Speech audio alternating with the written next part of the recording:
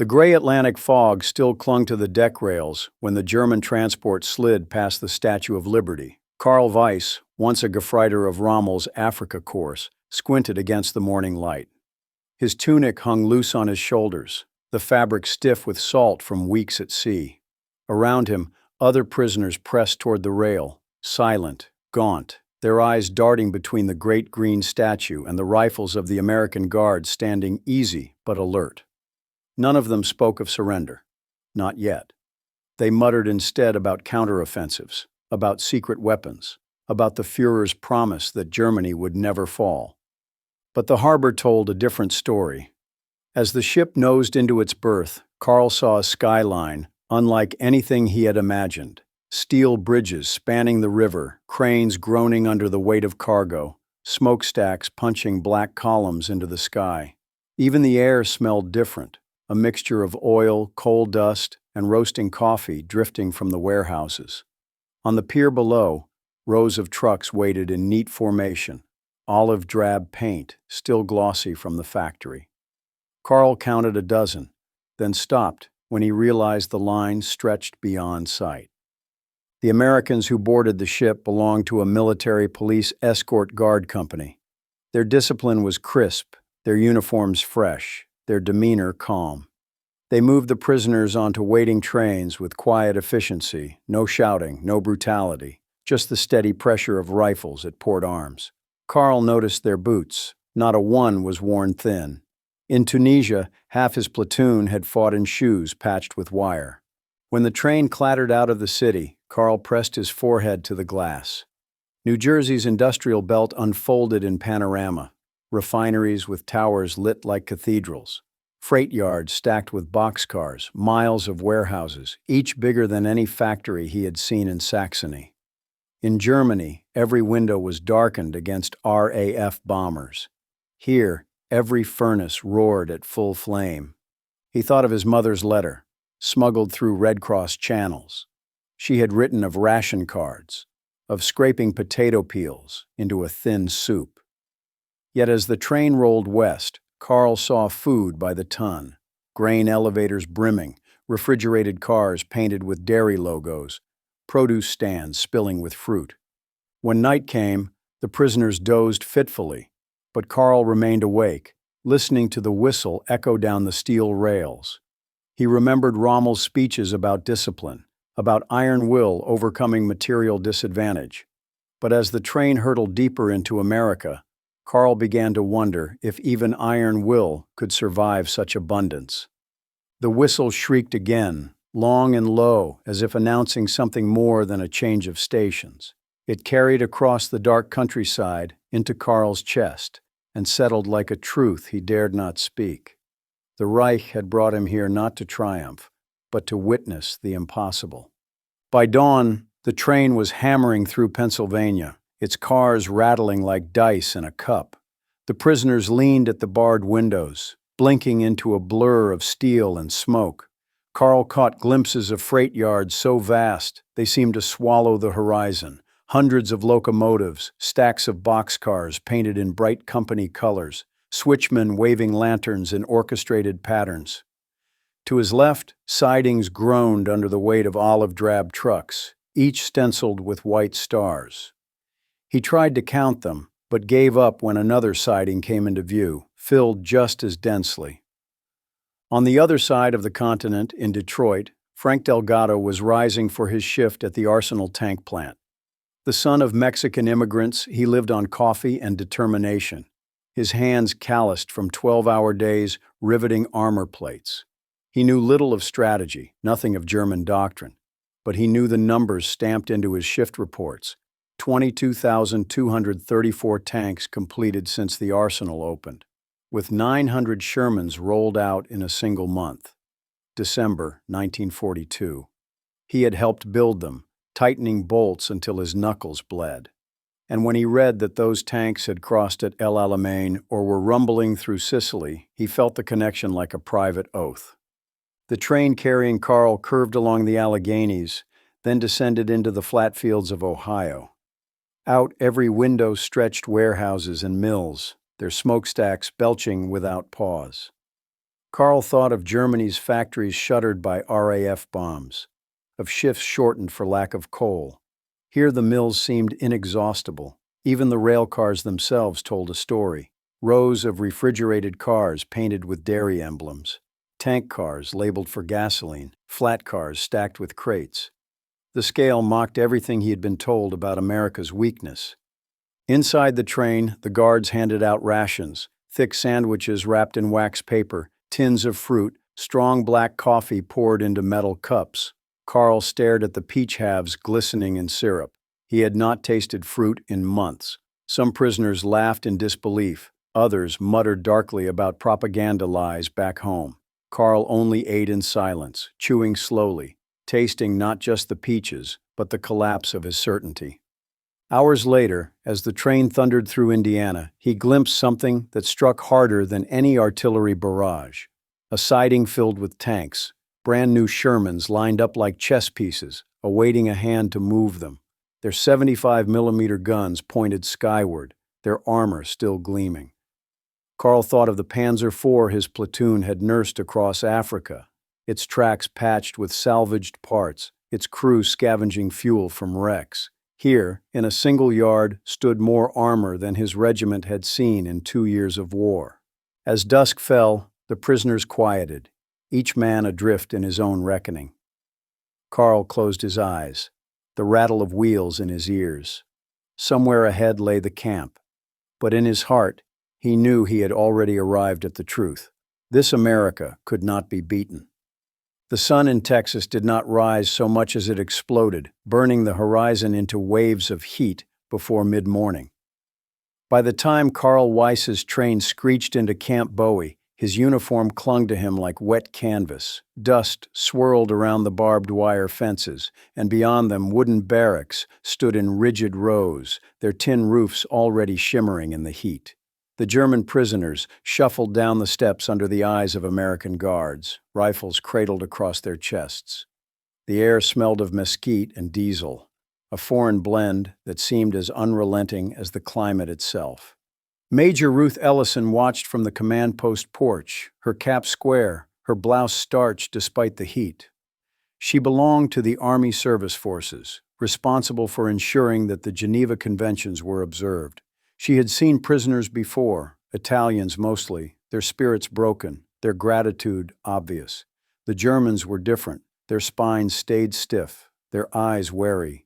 Yet even as they entered the compound, Ruth saw the first flickers of astonishment cross their faces. At the mess hall, the prisoners collected trays piled with bread, potatoes, and beef stew, thick with carrots. An MP set down a tin pot of coffee on each table, and later cups of milk appeared, frothy and cold. Carl stared at his portion. It was more than his mother had fed 4 mouths in a week. Some of his comrades grinned as they devoured it. Others hesitated, suspecting trickery. But when the stew proved hot and hearty, suspicion gave way to hunger. Forks clattered against enamel plates until the hall echoed with the sound of men who could not believe their fortune. That night, from the barracks, Carl could hear the endless drone of trucks beyond the wire. Convoys moved at all hours, the gears grinding as they hauled supplies toward the Gulf. The headlights stretched in lines that seemed to have no end, like beads of light sewn into the darkness. He lay awake on his cot, sweat cooling on his skin, and listened to the rumble fade into the distance. Ruth made her evening inspection, her boots crunching along gravel paths. The guards saluted, the prisoners kept to themselves, but she caught fragments of their conversations in low German. They spoke not of escape, but of food, of the strangeness of abundance in captivity. One man marveled aloud that the guards ate the same meals as the prisoners. Ruth smiled faintly. It was no accident. America fought with weapons, yes, but also with principles. Fair treatment was its own kind of propaganda, and the results were already showing. As the lights dimmed across Camp Bowie, Carl drifted into uneasy dreams. But the trucks never stopped. Even in sleep, he could feel their vibration through the earth, as if America itself was a machine that never rested. It was the noise that struck him first. The work detail truck rattled to a stop outside the Detroit Arsenal tank plant. and Karl Weiss stepped down into a thunder that seemed to come from the very bones of the earth. Inside, sparks rained from welding torches, steel plates slammed into place with mechanical hammers, and cranes swung turrets the size of cottages from one line to another. The air was thick with oil and heat, metallic dust coating every breath.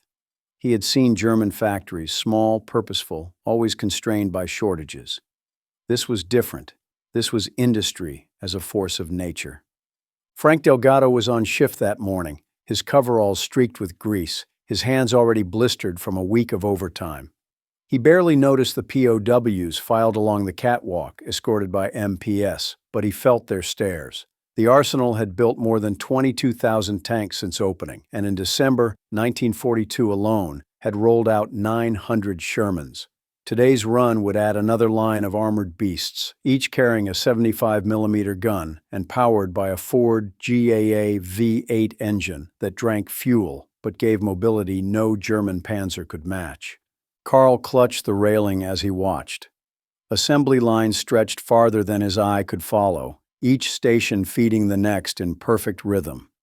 Riveters pounded with unbroken cadence, welders stitched seams in molten light, and inspectors ran hands along armor plates with the speed of experience.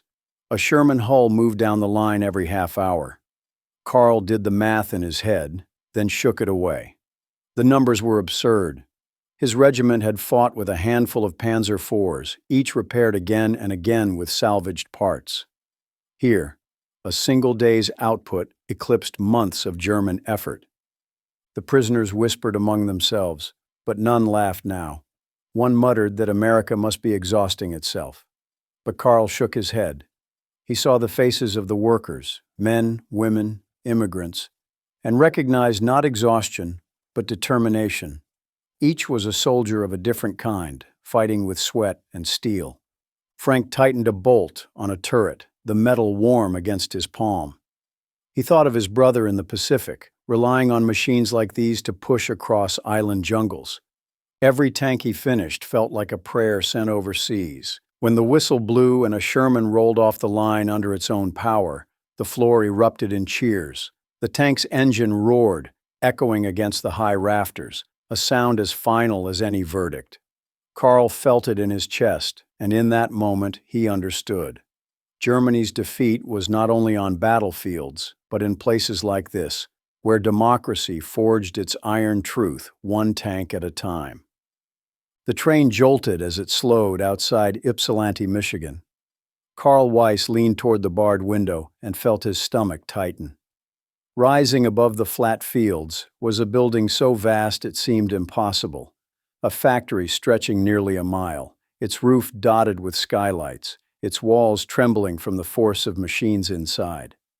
The sign painted near the gate read simply, "Willow Run."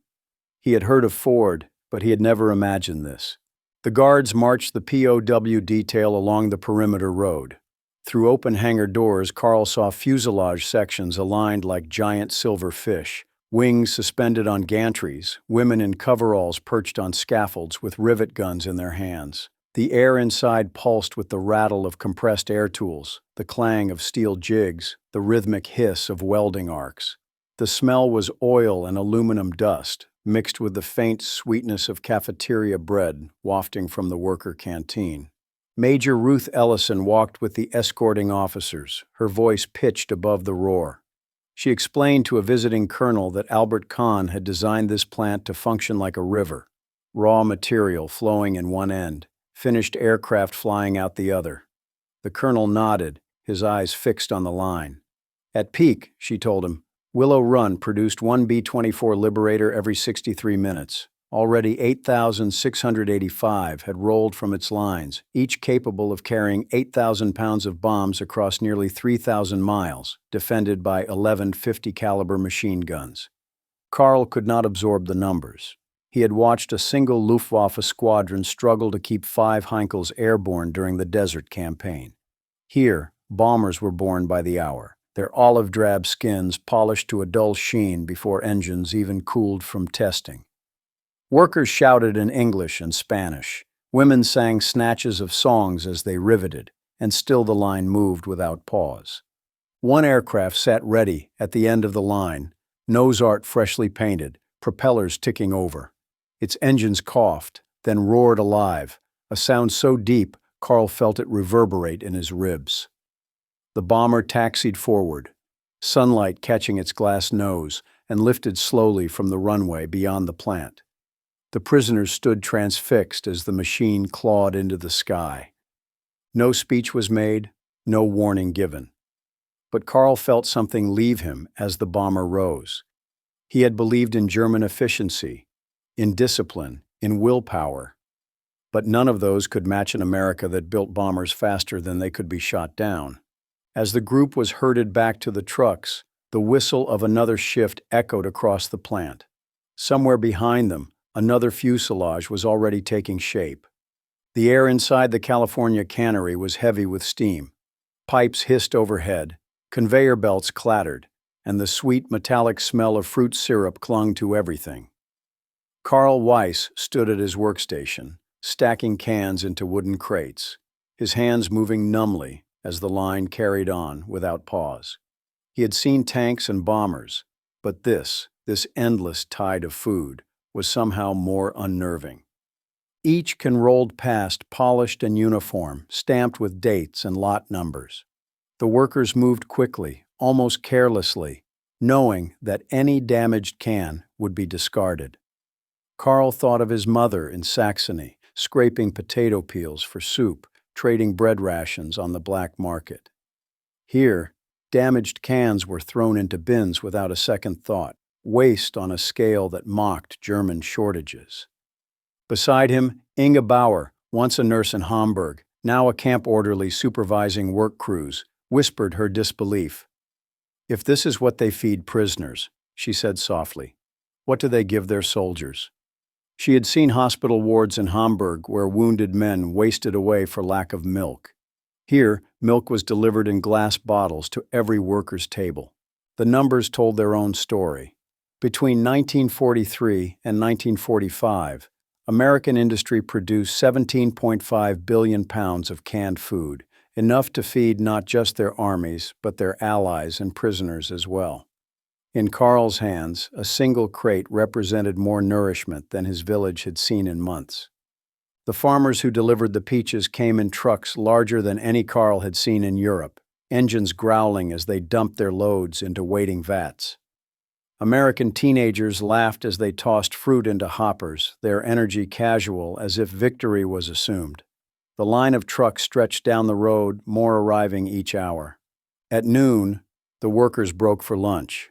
POWs received trays identical to the civilians: sandwiches, coffee, fruit. Carl sat staring at his plate. His comrade across the table muttered that it must be propaganda, a trick to break their spirits.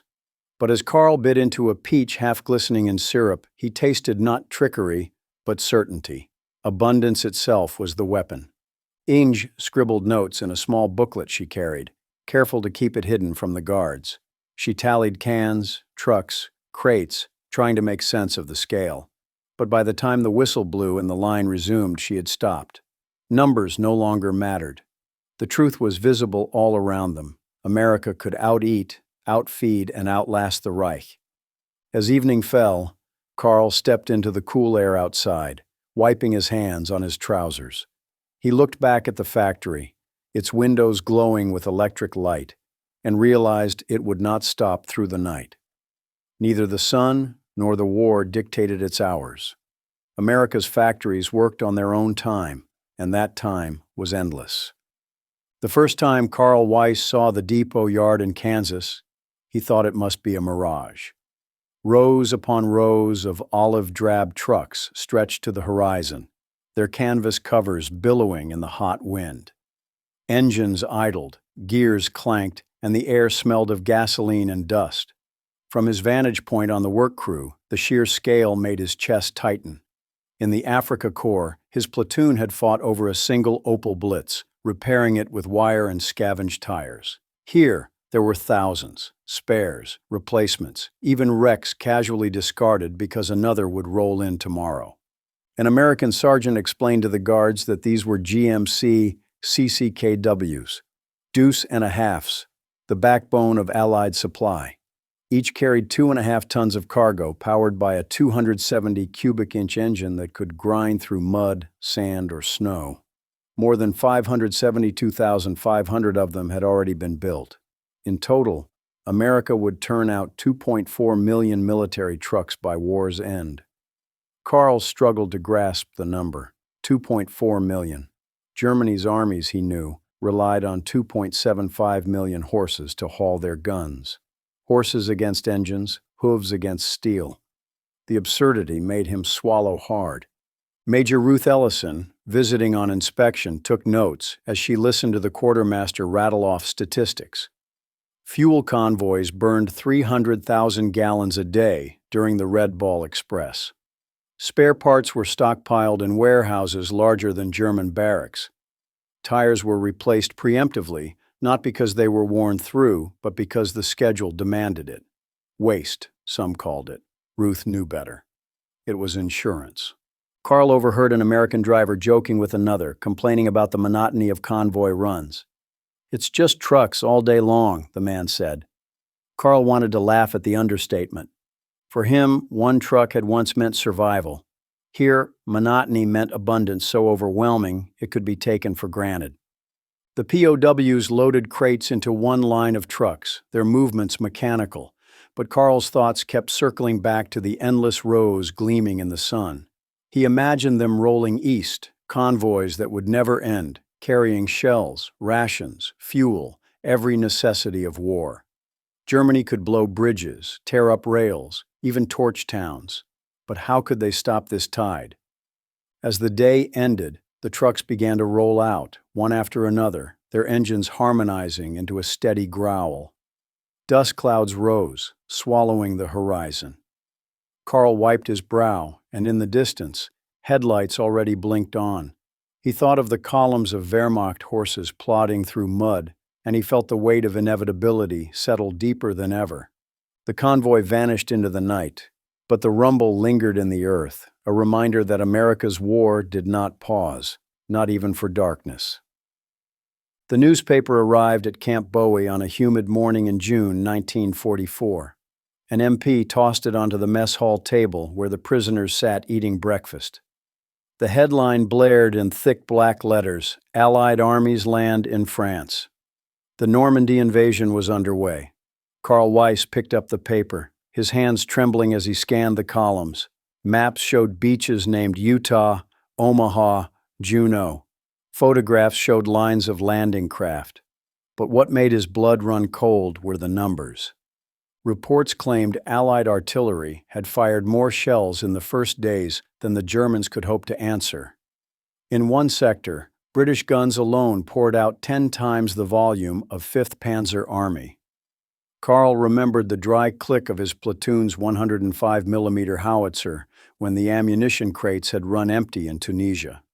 He read now of American divisions firing 25,000 rounds a day, while German corps scraped together a fraction of that. The figures were more devastating than any photograph. Frank Delgado saw the same newspaper during his lunch break at the Detroit Arsenal tank plant. Grease streaked his forearms, his coveralls damp with sweat, but his grin widened as he read. Another Sherman rolled off the line outside, its 75mm barrel glinting in the sun. He thought of the men storming Normandy, and he tightened his jaw. Each tank here was a promise that they would not fight alone. In the camp, the prisoners argued in low voices. Some dismissed the reports as Allied propaganda. Others, quieter, admitted that the statistics matched what they had seen with their own eyes. Karl said nothing. He could still hear the artillery barrages of Africa, the way shells screamed overhead before plunging into sand. He had thought those barrages overwhelming then, but compared to what he read now, they were whispers. The guards served peaches again for dessert. Karl ate slowly, staring at the paper beside his tray. He realized the same abundance that fed him was feeding the guns across France. Every can stacked in American warehouses, every truck he had seen in Kansas, every shift Frank had worked at the arsenal, all of it ended here. in columns of figures that told of guns speaking in unison until the very earth shook. As evening settled, the prisoners walked the perimeter of the camp yard. The sky flashed with summer lightning in the distance, thunder rolling low. Carl closed his eyes. For an instant, the storm sounded like artillery again, only this time endless, a sky that could not run out of fire. The smell of salt and tar hung heavy over the Norfolk docks. From his place in the POW work detail, Carl Weiss wiped his brow and stared at the shipyard below. A half-completed Liberty ship rested in the slip, its steel hull rising like a cliff of riveted plates. Sparks cascaded from welders' torches, men shouted orders over the groan of cranes, and somewhere a siren wailed to signal the next section ready to be swung into place. Carl had seen German shipyards in Kiel, small yards battered by RAF bombers, their workers exhausted, their slips nearly empty. This was another world. The Liberty ships were not elegant. Their bows were blunt, their lines plain, but they grew from steel and sweat faster than Carl could comprehend. The guard beside him explained proudly that America had already built 2,710 Liberty ships, each carrying 10,000 tons of cargo. Some, he said with a grin, had been launched in less than a week. Major Ruth Ellison toured the docks with a Navy officer, noting the rhythm of the yard.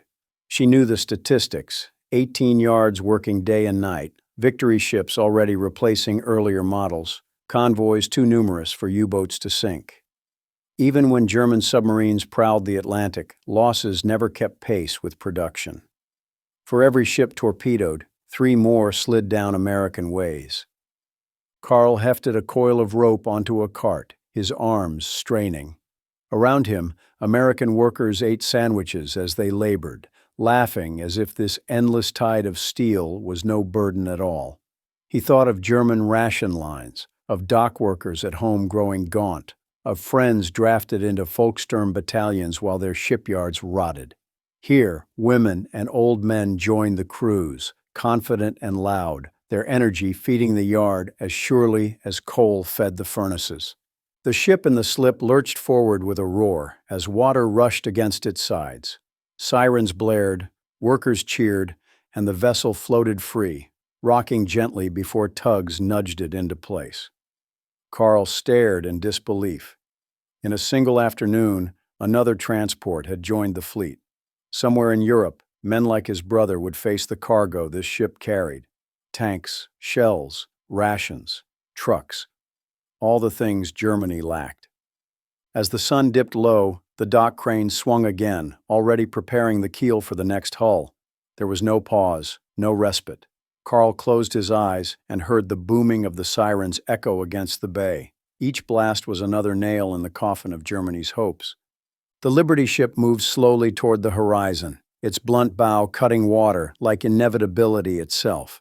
The library at Camp Bowie was quiet except for the rustle of newspapers and the scrape of chairs on wooden floors. POWs hunched over tables, their heads bent to English-language magazines filled with photographs, charts, and statistics.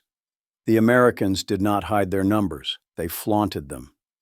Carl Weiss traced a finger over a graph that showed aircraft production by year, U.S. factories at 96,000 in 1944. Germany at fewer than 40,000. His throat tightened. The truth was printed openly, undeniable. Inga Bauer sat nearby, flipping through a magazine that celebrated victory through production. She read about Willow Run producing a bomber every hour, the Detroit Arsenal turning out a tank every 30 minutes, the Liberty Yards launching a ship every day. She remembered the Hamburg wards where wounded soldiers went without bandages, where she had watered down milk for the dying. Now she looked at photographs of American canneries producing billions of pounds of food. She set the magazine down, her hands trembling. Around them, the camp buzzed with uneasy conversations. Some prisoners still clung to propaganda, insisting the Reich had secret weapons, that the Allies exaggerated. But more and more sat silent, eyes fixed on the figures. One man muttered that America wasted more gasoline in a week than Germany consumed in a month. Another whispered that U.S. trucks outnumbered German horses. The numbers were not just large, they were impossible. Major Ruth Ellison visited the library that afternoon. She watched as prisoners studied the charts, their expressions shifting from disbelief to resignation. She knew the reports as well as they did. Convoys burning 300,000 gallons daily in France. Artillery barrages measured not in shells, but in thousands of tons. For the Germans, scarcity was a constant. For the Americans, excess was policy. Carl folded the paper and sat back. He thought of the tanks he had seen in Ohio, the bombers at Willow Run, the convoys in Kansas, the Liberty ships sliding into the Atlantic. Each experience had shaken him, but here, on the printed page, the full weight pressed down. Germany could never catch up. The war was already lost, even if battles still raged. Ing leaned toward him, her voice low. "It's not the battlefield that matters anymore," she said. "It's this." She tapped the page filled with statistics. Carl nodded, unable to speak. He stared at the numbers until they blurred, the ink running like rainwater in his vision. Somewhere outside, trucks rumbled past the wire. Their engines did not pause. The machine never stopped. The arsenal was alive again that morning, steam drifting from vents, the rhythmic clang of steel echoing like a drumbeat. Frank Delgado rubbed his hands together against the chill before stepping onto the floor. He had already pulled 60 hours that week, yet when the whistle blew and the line rumbled forward, fatigue dissolved. He was one of millions now, immigrants, women, teenagers, folded into the machinery of America's war. They carried the weight not with weapons, but with wrenches, rivet guns, and calloused hands. Frank's crew tightened bolts on another Sherman turret, sparks dancing as welders stitched seams. On the radio, news crackled of the Normandy breakout. Tanks like these were rolling across France, fed by the convoys Carl Weiss had seen, covered by the bombers he had watched take flight, supplied by the ships he had seen launched at Norfolk, each shift connected directly to the battlefield. In the POW camp, Carl and his comrades lined up for chow. The trays clattered with meat, potatoes, bread, and milk, more than frontline troops in the Reich could dream of. Guards ate the same rations beside them, no difference between captor and captive. For Carl, it was a quiet humiliation, but also an awakening. This was how democracy fought, not by starving prisoners, but by overwhelming them with fairness and plenty. Major Ruth Ellison conducted her inspection, noting weight charts of the prisoners. Many had gained pounds since capture, their cheeks fuller, their eyes less hollow. She knew what this meant. Morale cracked not only under defeat in battle, but under the realization that their enemy could treat them better in captivity than their own government did at home. Frank paused during his lunch break, staring at his sandwich. It was plain, bread, meat, mustard. But he knew somewhere in the Pacific his brother might be alive because of another meal packed into a tin can, loaded onto a Liberty ship, hauled by a deuce and a half. The sandwich was no less sacred than a bullet.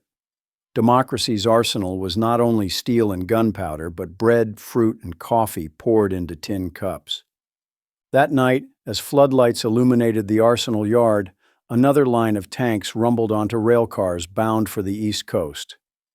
Frank watched them go, engines humming, armor plates gleaming under the lamps.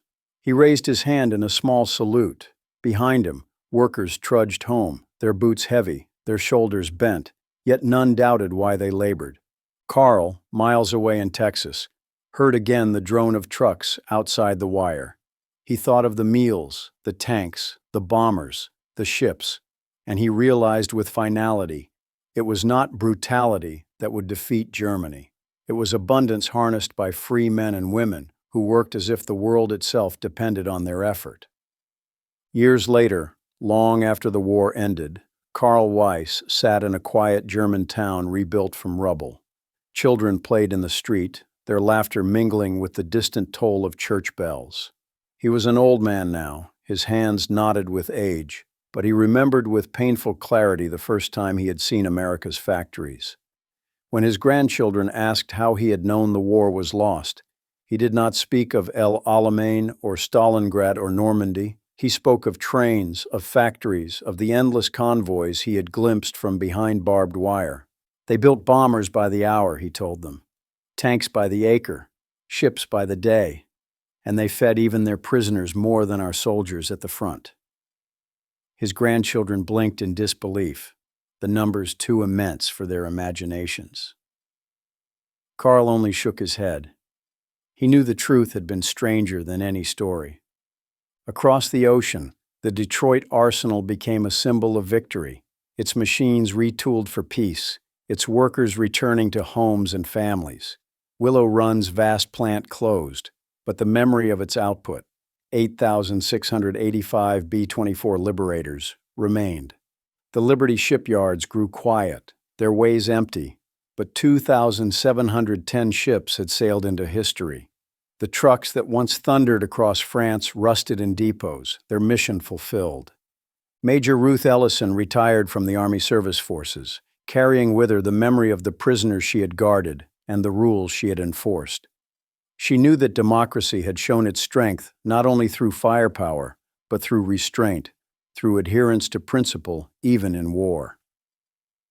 Frank Delgado went back to civilian life, his hands still scarred by years of factory labor, his pride unshaken by time. When asked what he had done in the war, he would answer simply, "I built tanks." And for him, that was enough. For Carl, the lesson was bitter but clear. The Reich had placed its faith in ideology, in terror, in willpower. America had placed its faith in its people, in assembly lines, in the capacity of a free society to outproduce tyranny. That faith had been justified 1,000 times over, measured in every shell, every truck, every can of peaches. He looked at his grandchildren and spoke the words he had carried for decades. Germany could never win. We knew it the first time we saw America's factories. Victory was not in the battles. It was in the machines and the people who built them. Outside, the church bells tolled again. To Carl, they sounded like the whistle of a factory shift, calling a generation to work, calling them to victory.